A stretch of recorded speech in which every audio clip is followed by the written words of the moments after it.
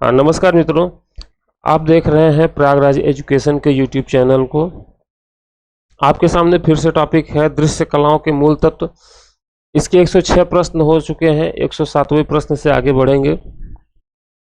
107 number प्रश्न पे पहुंचने से पहले आप सभी से फिर से अनुरोध करना चाहते हैं कि जिन मित्रों ने अभी तक चैनल को सब्सक्राइब नहीं किया है वो चैनल को सब्सक्राइब जरूर कर लें, क्योंकि अभी भी सब्सक्राइबरों की संख्या बहुत कम है। हालांकि हम आप सभी को धन्यवाद देना चाहते हैं कि आप सभी के सहयोग से ही सब्सक्राइबरों की संख्या बढ़ रही है और लगातार बढ़ रही है, तो आप सभी इसके लिए धन्यवाद के पात्र हैं। फिर भी अभी जिन मित्रों ने चैनल को सब्सक्राइब नहीं किया है वो सब्सक्राइब जरूर कर लें और अपने मित्रों में शेयर कर दें। प्रश्न संख्या 107 की ओर चलते हैं। 107 नंबर प्रश्न कह रहा है, पोत से आपका क्या अनुभव है। पोत को हम लोगों ने पढ़ा है। पोत का अर्थ होता है धरातल। धरातल को हम स्पर्श कर सकते हैं, तो पोत से क्या अनुभव होता है, स्पर्श ज्ञान का। ऑप्शन नंबर डी इसका सही जवाब हो जाएगा।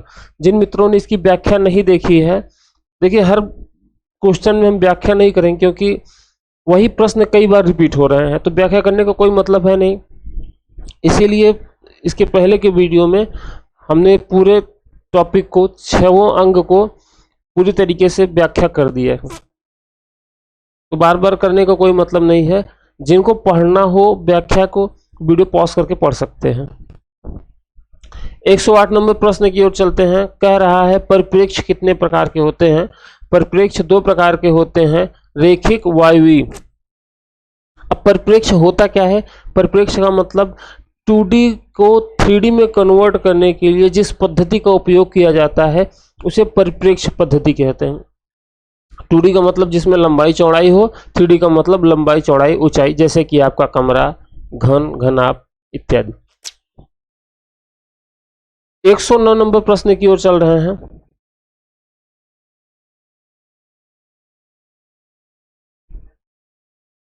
कौन सा रूपप्रद कला नहीं है। रूपप्रद का मतलब यह है कि वहां पे कोई इमेज ना हो, कोई चित्र ना हो जिसे हम देख सकें। मूर्ति को हम देख सकते हैं, चित्र को हम देख सकते हैं, वास्तुकला मतलब भवन निर्माण को हम देख सकते हैं। संगीत सुनने की चीज है, देखने की चीज नहीं है, इसलिए ऑप्शन नंबर सी इसका सही जवाब हो जाएगा। बहुत सरल सरल प्रश्न है, इसमें कुछ समझाने की बात तो है नहीं। 110 नंबर प्रश्न में आपसे कह रहा है, स्वर्णिम विभाजन का सिद्धांत कहाँ के कलाकारों ने विकसित किया। स्वर्णिम विभाजन के सिद्धांत से चौथी बार प्रश्न आ चुका है। 2 बार प्रश्न ये आया है कि स्वर्णिम विभाजन का सिद्धांत किसने प्रतिपादित किया। दूसरी बार प्रश्न ये आ रहा है, स्वर्णिम विभाजन का सिद्धांत कहाँ के कलाकारों ने विकसित किया।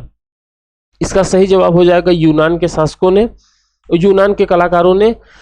और कलाकार का नाम पूछे तो यूक्लिड नाम आएगा। यहां से ऑप्शन नंबर ए इसका सही जवाब हो जाएगा, नाम यूक्लिड।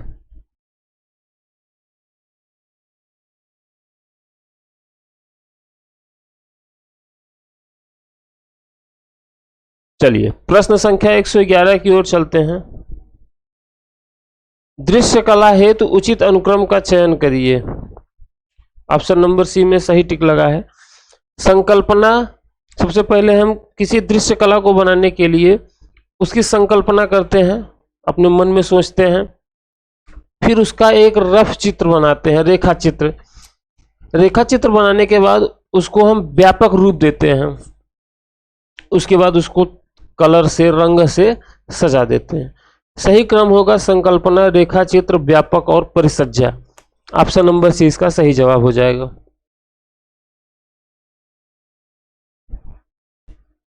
हाँ, तो 112 नंबर प्रश्न आपसे कह रहा है कि किसी वस्तु के स्पर्श से हुआ अनुभव क्या कहलाता है।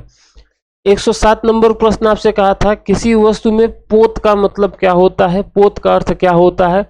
112 नंबर प्रश्न में कह रहा है स्पर्श से क्या अनुभव होता है।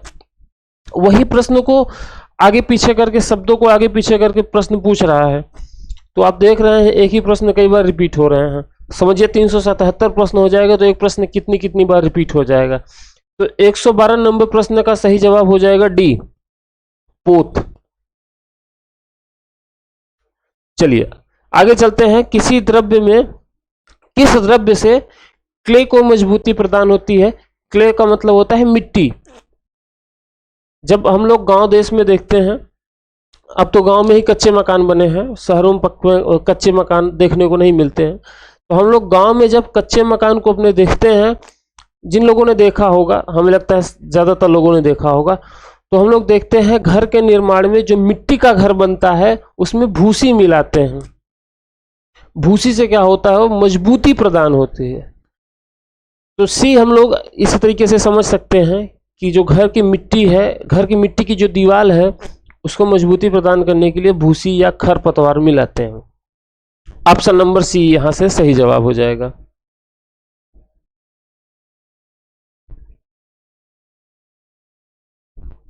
एक 114 नंबर प्रश्न में कह रहा है पोत है एक धरातली गुण। कई बार यह प्रश्न पूछा जा चुका है। अगले पेज पे चलते हैं।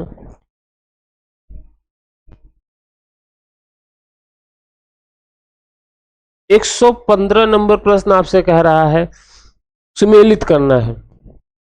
सुमेलित क्या करना है? फॉन्ट। फॉन्ट जब आप लोग कंप्यूटर चलाते हैं तो कंप्यूटर में कहता है फॉन्ट चुनिए। फॉन्ट का मतलब होता है टाइप। ए का संबंध हो जाएगा दूसरे से। रंगत। रंगत का मतलब होता है रंग। रंगत का मतलब रंग या कलर से होता है। दूसरा पोत। पोत को हम लोग कई बार देखे हैं। पोत का मतलब होता है धरातली गुण। रूप का निर्माण कहां पे होता है? अंतराल में। तो यहां पे आपको दिख रहा है कि 2 1 4 3 इसका सही जवाब हो जाएगा, और ये मिल रहा है आपको ऑप्शन नंबर ए में। चलिए 116 नंबर प्रश्न की ओर चलते हैं।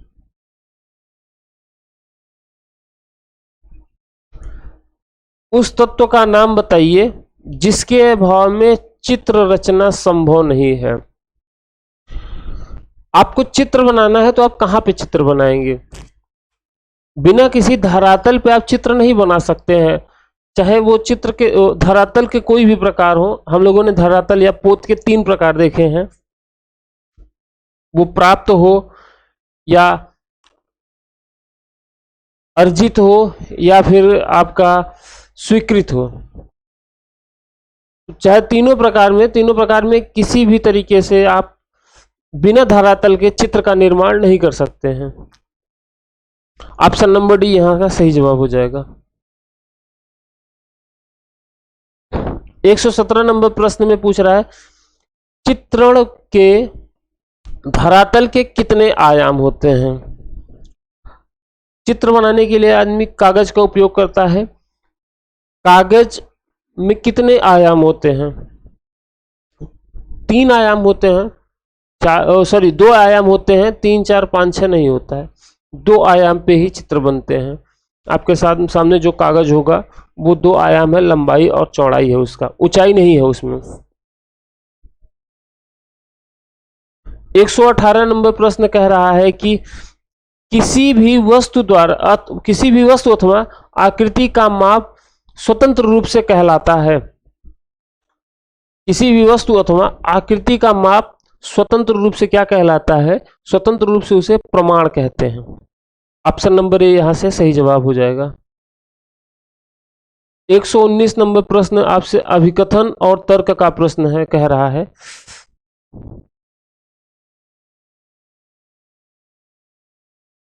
हाँ, अभिकथन कह रहा है मुख्य रूप से दृश्यात्मक तत्वों के माध्यम से आज की कला का अनुभव किया जाता है। तो मुख्य रूप से दृश्यात्मक तत्वों के माध्यम से ही आज की कला का अनुभव किया जाता है। एकदम सही कह रहा है। यह दार्शनिक एवं मनोवैज्ञानिक स्तर पर भी संप्रेषित करता है। यह भी बात सही है। तो यहां से ए और आर दोनों सही हो जाएगा। दार्शनिक और मनोवैज्ञानिक स्तर, जब तक हम किसी चीज को देखेंगे नहीं उसका अनुभव नहीं कर पाएंगे। तो यहां से दार्शनिक और मनोवैज्ञानिक स्तर पर भी इसका संप्रेषण करती है। तो यहां से ऑप्शन नंबर सी इसका सही जवाब हो जाएगा। ए और आर दोनों सही है। चलिए चलते हैं अगले प्रश्न की ओर।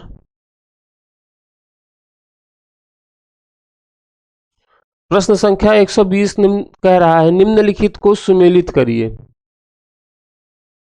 हम लोगों ने अभी देखा प्रमाण शब्द, इसके पहले ही समझा हम लोगों ने। प्रमाण का संबंध किससे है? अनुपात से। एक तो मिल गया भाई। वर्णिका भंग, वर्णिका भंग का मतलब होता है रंग से। वर्ण का मतलब रंग से होता है, रंग शब्द जिसमें आ जाएगा वही मैच कर जाएगा तीसरे में। चलिए अब सदृश्य की मतलब होता है, सदृश्य का मतलब होता है एज इट इज, उसी की तरह। जैसे कि हम बात करें, मनुष्य की आंख मछली की आकार की होती है, मनुष्य की भुजा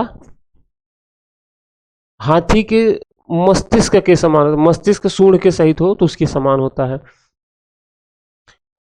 आंख, माथा, नाक, इस तरीके से जितने भी शरीर के अंग हैं, इसके पहले चैप्टर हम लोगों ने पढ़ा था, इसीलिए हम उसके बारे में बात कर रहे हैं, क्योंकि जिन लोगों ने देखा है वो समझ सकते हैं सदृश्य का मतलब क्या होता है। सदृश्य का मतलब होता है समानता से। जिन्होंने वो वीडियो नहीं देखा है वो जाके देख लें, प्लेलिस्ट में है। समानता। रूप भेद, रूप का संबंध रूप से ही होगा, तो रूप का रूप से मिला देते हैं, मिल गया। 2 1 4 3, यहां पर भी 2 1 4 3 ऑप्शन नंबर ए मिल रहा है, सही जवाब हो जाएगा। चलिए अगले प्रश्न की ओर चलते हैं।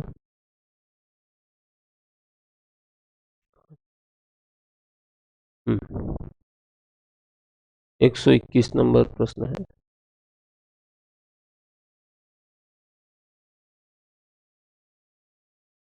अंतराल डैश डैश को कहते हैं। पोत का मतलब तो होता है धरातल, रंग का मतलब होता है वर्ण,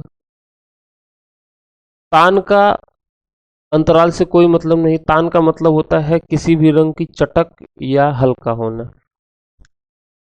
ऑप्शन नंबर सी, क्षेत्र का संबंध अंतराल से होता है। हम लोगों ने अंतराल के बारे में पढ़ा है कि अंतराल में ही हम लोग चित्र का निर्माण करते हैं, और जहां पे क्षेत्र रहेगा तो वहीं तो हम चित्र का निर्माण करेंगे। 122 नंबर प्रश्न की ओर चल रहे हैं।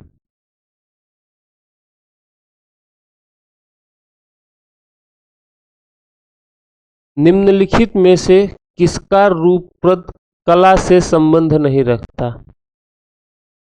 कला से किसका संबंध नहीं रखता? रूपप्रद कला मतलब चित्रकला, दृश्य कला, स्थापत्य कला में रेखा का बिल्कुल मतलब होता है, वर्ण मतलब रंग का मतलब होता है चित्र को बनाने में, मूर्ति को बनाने में, सभी में। अंतराल का मतलब होता है कि अंतराल में ही हम लोग चित्र बना सकते हैं। लेकिन स्वर का क्या मतलब है रूपप्रद में? स्वर यहाँ पे सही जवाब हो जाएगा। स्वर का कोई मतलब नहीं, यहाँ पे नहीं शब्द का प्रयोग किया है, तो नहीं शब्द जब प्रयोग हो गया तो यहाँ पे स्वर इसका सही जवाब हो जाएगा। स्वर का मतलब होता है संगीत कला में इसका उपयोग किया जाता है। अगले प्रश्न की ओर चल रहे हैं। 123 नंबर प्रश्न कह रहा है आपसे, एक घन के सामने से अवलोकन करने पर उसके कितने आयाम या पार्श्व दिखाई देते हैं? आपके सामने लूडो वाला जो क्यूब होता है जिसमें 6 अंक लिखे होते हैं, उसको आप अपने सामने रखिए और ये देखिए कि उसके कितने चित्र, कितने पार्श्व, कितने सतह आपके सामने दिख रहे हैं। ये प्रश्न आपके सामने 2 या 3 बार आ चुका है, इसका सही जवाब 3 होगा। हम लोग जब रीजनिंग पढ़ते हैं तो इस तरीके से क्यूब का निर्माण करते हैं, सामने 3 उसके पार्श्व दिखाई देते हैं। चलिए तो ऑप्शन नंबर सी इसका सही जवाब हो जाएगा। अच्छा अब 124 नंबर प्रश्न कह रहा है, अमूर्त कला क्या है? मूर्त और अमूर्त दो चीजें होती हैं। मूर्त का संबंध समझ लीजिए मूर्ति से, तो मूर्त का मतलब होता है कि मूर्ति को हम लोग स्पर्श करते हैं, टच कर सकते हैं, छू सकते हैं। तो मूर्त कला जो होती है उसे हम लोग छू सकते हैं। अमूर्त कला वो होती है जिसे हम लोग छू नहीं सकते। तो अमूर्त कला में क्या होता है, उसमें एक छाया होती है, उसकी एक प्रतिकृति बनाते हैं ना, तो उस कला की प्रतिकृति होती है, प्रतिछाया होती है। तो मूर्त में प्रतिछाया हो जाएगा। मूर्त कला में प्रकृति का प्रतिलिपि करते हैं, ये भी सही है। मूर्त कला में कला की प्रस्तुति करते हैं। अमूर्त कला में, अमूर्त का मतलब ही होता है अरूपवादी, उसका कोई रूप न हो। अमूर्त में उसका कोई रूप न हो, तो अरूपवादी का संबंध हो जाएगा अमूर्त कला से। जैसे कि संगीत कला। विखंडनी, अच्छा रंग अगला टॉपिक है, उसमें 6 अंग है ना, तो अगला अंग जो है रंग। अब रंग से प्रश्न कह रहा है विखंडनीय मतलब इंद्रधनुष के सही रंगों का क्रम क्या है। कक्षा 9 या 10 में ये था विबग्योर। विबग्योर का मतलब होता है violet, indigo, blue, green, yellow, orange और रेड। ये क्रम होता है विबग्योर का। तो उसमें सबसे पहले आता है वायलेट मतलब बैगनी। बैगनी सबसे पहले ऑप्शन नंबर डी में है, तो यही चीज को सही जवाब हो जाएगा। देखिए व्याख्या में आपके लिखा हुआ है विबग्योर।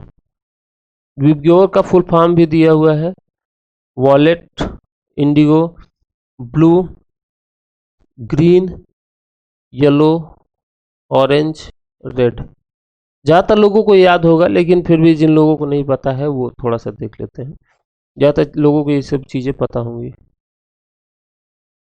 126 नंबर प्रश्न कह रहा है इनमें से कौन सा रंग द्वितीयक रंग समूह का नहीं है। द्वितीयक रंग समूह का मतलब ये होता है कि रंग 3 प्रकार के होते हैं, 3 या अधिक प्रकार के हो सकते हैं, लेकिन एक होता है प्राथमिक रंग। प्राथमिक रंगों से द्वितीयक रंगों का निर्माण होता है। प्राथमिक और द्वितीयक रंगों से तृतीयक रंगों का निर्माण होता है। प्राथमिक, द्वितीयक, तृतीयक रंगों के मिलने से चतुर्थ रंग का निर्माण होता है, लेकिन ज्यादातर 3 ही रंगों का नाम आप लोग देखेंगे, प्राथमिक, द्वितीयक और तृतीयक रंग समूह। प्राथमिक रंग समूह में आता है लाल, नीला, पीला। द्वितीयक रंगों के समूह में हरा, बैगनी और नारंगी। ये 3 रंग 6 रंग आपके सामने आ गए। तो प्राथमिक रंगों में हम लोगों ने देखा लाल, पीला और नीला। देखिए कह रहा है द्वितीयक रंगों का समूह नहीं है, इसका मतलब प्राथमिक रंग हो गए इसमें। तो प्राथमिक जो रंग होगा वही इसका सही जवाब होगा। बैगनी द्वितीयक रंग है, बैगनी कट। नारंगी द्वितीयक रंग है, हरा द्वितीयक रंग है, लेकिन पीला प्राथमिक रंग है और इसका सही जवाब हो जाएगा। 127 नंबर प्रश्न में कह रहा है न्यूटन ने प्रकाश के 7 रंगों का वैज्ञानिक चक्र प्रस्तुत किया। कब प्रस्तुत किया? ये सिर्फ रटने का है, इसको हम लोग रट लेते हैं। 1660 ईस्वी में। टीजीटी में आया हुआ प्रश्न है 2021 में।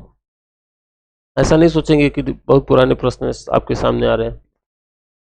चलिए, इंद्रधनुष के रंगों का सही क्रम, फिर से वही बात, विबग्योर। बैगनी सबसे पहले, नीला, आसमानी, हरा। या इसको हम लोग इस तरीके से याद कर सकते हैं हिंदी में, बैनी आह पीनाला। बैनी आह पीनाला।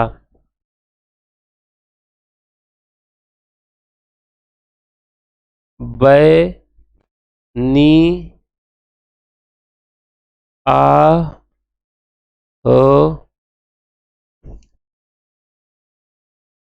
पीनाला। बैनी आह पीनाला। बैगनी, नीला, आसमानी, हरा, पीला, नीला, लाल। ऑप्शन नंबर डी इसका सही जवाब है। अगले स्लाइड में चल रहे हैं। इंद्रधनुष में कितने रंग होते हैं? सभी को पता है, इसमें बताने वाली बात क्या है? 7 रंग होते हैं। चलिए, काले व सफेद रंग को माना जाता है। काले और सफेद रंग को गर्म रंग नहीं माना जाता।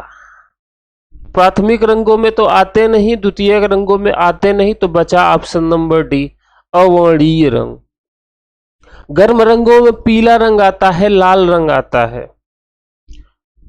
प्राथमिक रंग में तो हम लोगों ने देखा सफेद और काले रंग का कोई नाम ही नहीं था। द्वितीयक रंगों में हरा, बैगनी, नारंगी देखा था, तो इसमें भी कोई नाम नहीं था। तो यहाँ पे ऑप्शन नंबर डी इसका सही जवाब हो जाएगा।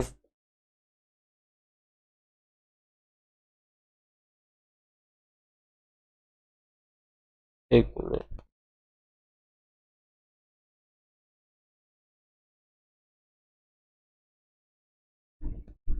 अच्छा इसका व्याख्या भी दिया हुआ है। हाँ, तो व्याख्या जिसको पढ़ना है पढ़ सकते हैं। चलिए 131 नंबर प्रश्न में आपसे कह रहा है कि सामने समान अनुपात में नीले और लाल के मिश्रण से इसका उत्पादन होगा। नीला और लाल रंग के मिश्रण से, देखिए प्राथमिक रंगों में आमने सामने के रंगों को मिलाने से भूरा रंग का निर्माण होता है, बैगनी रंग का निर्माण हो रहा है। ठीक,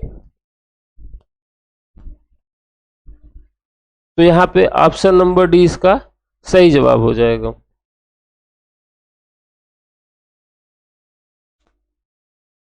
देखिए यहाँ पे बना हुआ है, यहाँ से आप लोग देख सकते हैं। कह रहा है नीला और लाल नीला, ठीक है, लाल ये हो गया और नीला, तो इन दोनों के मिश्रण से बैंगनी रंग बन गया। ये जो चित्र बना हुआ है इसको कंठस्थ कर लेना है। इसमें लिखा भी है प्राथमिक द्वितीय कौन सा है, जिसमें एक लिखा है वो प्राथमिक है, जिसमें दो लिखा है वो द्वितीयक है। हाँ, तो अच्छा यहाँ पे भी बना हुआ है। चलिए आगे चलते हैं। 132 नंबर प्रश्न में कह रहा है वर्ण को चित्रभूमि पर क्रमानुसार लगाकर भी एक प्रवाह उत्पन्न किया जाता है, उसे क्या कहते हैं। जहां पे क्रमानुसार शब्द आ जाए वहां पे हम लोग आंख मूंद के अनुक्रम पे टिक लगा देंगे। 133 नंबर प्रश्न कह रहा है द्वितीयक रंगों का सही समूह चुने। चलिए बड़ा सरल सवाल है। हाँ देखिए, पीला रंग जहां पे आ गया वो आपका प्राथमिक रंग हो जाएगा, ये भी कटम। लाल रंग प्राथमिक रंग, पीला रंग प्राथमिक रंग, बचा ऑप्शन नंबर सी नारंगी, बैगनी और हरा, यही द्वितीयक रंग में आते हैं। 134 नंबर प्रश्न में लिखा है निम्न में से प्रकाश की मात्रा सबसे अधिक किस रंग में होती है। प्रकाश की मात्रा सबसे ज्यादा गर्म रंग में होती है और गर्म रंग आपका है पीला रंग। गर्म रंग पीला रंग है और इसी में प्रकाश की मात्रा सबसे अधिक होती है। हम लोगों ने देखा होगा पहले अपने यहाँ जो 10 रुपए वाला बल्ब लगते थे, अब तो एलईडी लग गई है, ट्यूबलाइट एलईडी सब जगह लग गई। पीला वाला बल्ब कभी कभी दिखता है 10 रुपए वाला, जिसमें स्प्रिंग लगी होती थी, वो पीला रंग जलता था। और आप लोग देखते होंगे कि जब ठंडी के समय में फॉग होता है तो लोग अपनी गाड़ी के हेडलाइट को पीला रंग कर देते हैं। सबसे ज्यादा प्रकाश वही रंग अपने अंदर एब्जॉर्ब करता है। तो पीला रंग इसका सही जवाब हो जाएगा, ऑप्शन नंबर डी इसका सही जवाब है। अगले प्रश्न की ओर चलते हैं।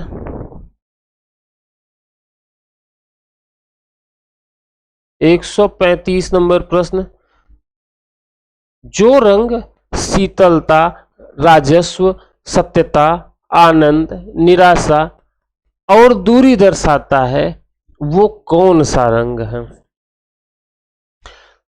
शीतलता शब्द जहां प्रयोग आ जाए, एक बात हम आपको बता दें, जब भी आपका पढ़ते पढ़ते मोबाइल या लैपटॉप या किताब को देखते देखते आपकी आंखें दर्द करने लगे तो शाम के समय में अगर ऐसा हो तो एक बार ऊपर देख लीजिए, आपको काफी रिलैक्स होगा। आसमान, खुले आसमान को देख लीजिए तो काफी रिलैक्स होगा। क्यों? क्योंकि उसका रंग नीला है, आपकी आंखों को बड़ा शीतलता, ठंडक प्रदान करता है नीला रंग। इसी से समझ लीजिए समुद्र का रंग नीला होता है, पृथ्वी का रंग नीला है, बड़ा ठंडक प्रदान करता है। तो ऑप्शन नंबर बी इसका सही जवाब हो जाएगा। 136 नंबर प्रश्न कह रहा है कि केवल श्वेत तथा श्याम वर्ण का प्रयोग ही किया जाता है तो क्या कहलाता है? श्वेत और श्याम रंग जब मिलते हैं तो कुछ नहीं बनता है और वो उसे वर्ण शून्यता कहते हैं। एक वर्णी में सिर्फ एक वर्ण का, एक ही रंग का प्रयोग होता है। बहुवर्णी में कई रंगों का प्रयोग होता है। समीपस्थ वर्ण संगति में सफेद और काले रंग का कोई मतलब नहीं। तो यहाँ पे वर्ण शून्यता ऑप्शन नंबर ए इसका सही जवाब हो जाएगा श्वेत और काले रंग के लिए। चलिए 137 नंबर प्रश्न की ओर चल रहे हैं। किन्हीं दो प्रधान रंगतों को मिलाने से जो रंग प्राप्त होता है उसे क्या कहते हैं? इनके पहले वाले इस तरीके के जो चित्र बने थे हम लोगों ने इसमें देखा था कि इसमें एक लिखा था, इसमें भी एक लिखा था, इसमें भी एक लिखा था, जबकि इसमें दो लिखा था, इसमें दो लिखा था, इसमें दो लिखा था।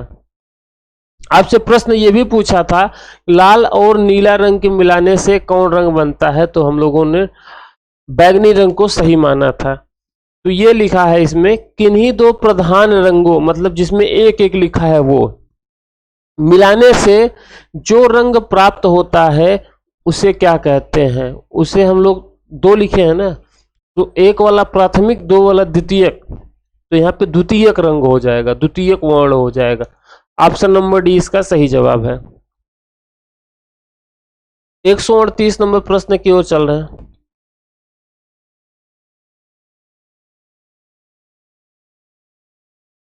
रंग जो उत्तेजना, क्रोध, ओज, भय और शंका और कामुकता का आवेग दर्शाता है उसे क्या कहते हैं?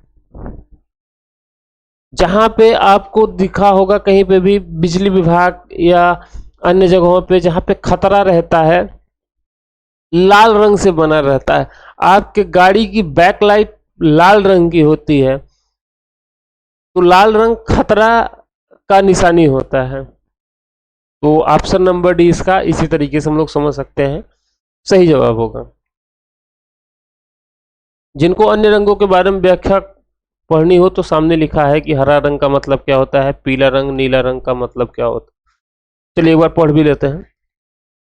हरा रंग, हरा रंग सामान्यतः यह ताजगी, कच्चापन, यौवन एवं अपरिपक्वता का प्रदर्शन करता है। ईसाई धर्म में यह आशा, अमरत्व, ध्यान एवं पुनर्जन्म के प्रतीक के रूप में प्रयोग होता है।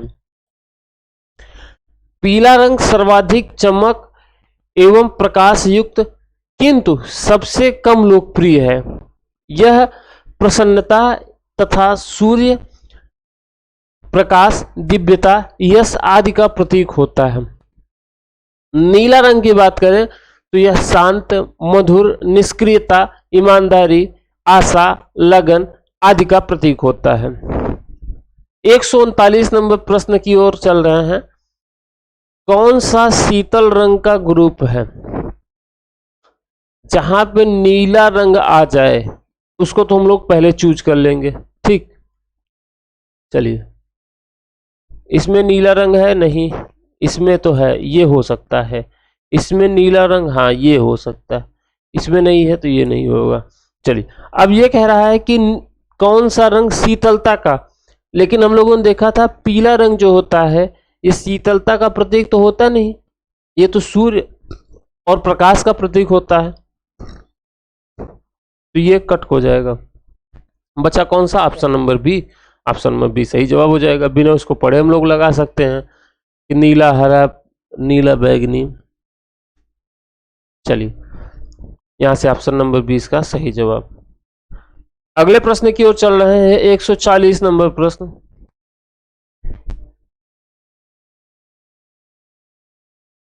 यदि काले वर्ण के बड़े स्थान के निकट छोटा सफेद स्थान हो तो हमें क्या प्रतीत होता है? ये दुख का प्रतीक होता है। काले वर्ण के बड़े स्थान के समीप अगर एक छोटा सा सफेद स्थान हो तो वो दुख का प्रतीक होता है। ऑप्शन नंबर डी इसका सही जवाब है। 141 नंबर प्रश्न आपसे कह रहा है, शुद्ध लाल रंग के घेरे के बाहर, शुद्ध लाल रंग के घेरे के बाहर आपका किस रंग की अनुभूति होने लगती है? अगर कहीं पे लाल रंग आपको दिख रहा है और उसको आप लोग गौर से देखेंगे, ज्यादा चटक लाल हो तो आपको हरा रंग दिखेगा, हरा रंग दिखता हुआ प्रतीत होगा। तो यहां से हम लोग देख रहे हैं कि ऑप्शन नंबर ए इसका सही जवाब हो जाएगा। चलिए अगले प्रश्न की ओर चल रहे हैं। अगला प्रश्न कह रहा है, रंग की प्रकृति को कहते हैं, रंग की प्रकृति को क्या कहते हैं? तो जहां पे रंग की प्रकृति हो वहां पे आपका देखिए 4 ऑप्शन दिया है, रंगत, मान और सघनता, शुद्धता। रंग से रंगत को मैच कर देंगे और ऑप्शन नंबर ए इसका सही जवाब हो जाएगा। चलिए अगले प्रश्न की ओर चल रहे हैं। 143 नंबर प्रश्न,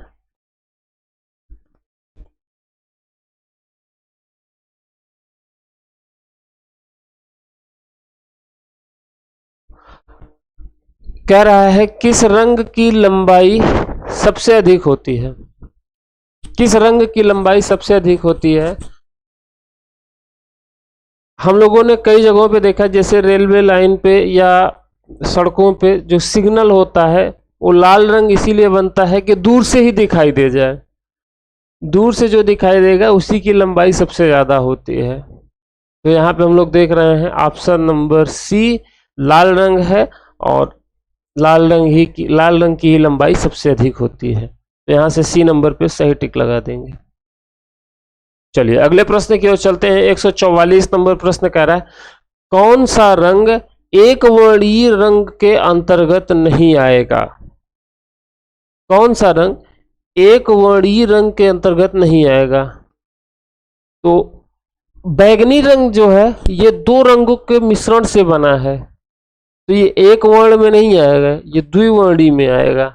बाकी सभी आपका नीला है, प्राथमिक रंग है, हल्का नीला, गहरा, चाहे जितना भी नीला हो ये सभी प्राथमिक रंग में आएंगे। नीला तो नीला, चाहे हल्का हो चाहे गहरा।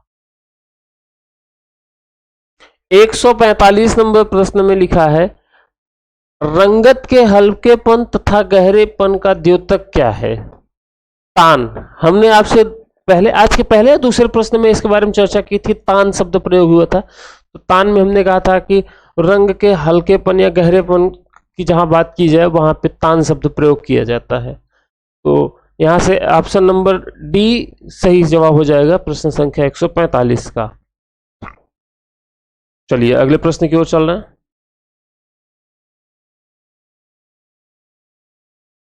146 नंबर प्रश्न। भाई क्या हो रहा है?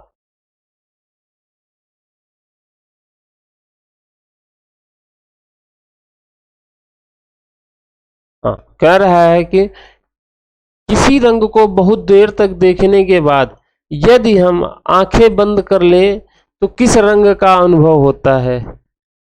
जब हम किसी रंग को बहुत देर तक देखते हैं और उसके बाद आंखें बंद कर लेते हैं, आंखें भींच लेते हैं, तो आपको उसके विपरीत रंग दिखाई देते हैं।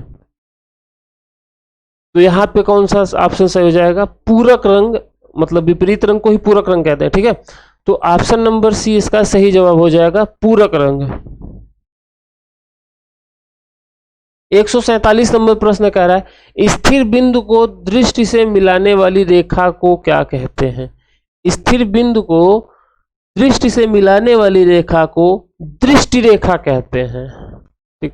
दृश्य बिंदु नहीं कहेंगे। देखिए यहाँ रेखा शब्द का प्रयोग हुआ है तो बिंदु शब्द तो आएगा नहीं, बिंदु नहीं आएगा। क्षैतिज रेखा नहीं आएगा, क्योंकि सिर्फ आदमी क्षैतिज नहीं देखता है, ऊर्ध्वाधर भी देखता है, ठीक है, इंक्लाइंड भी देखता है। तो ऑप्शन नंबर डी इसका सही जवाब हो जाएगा।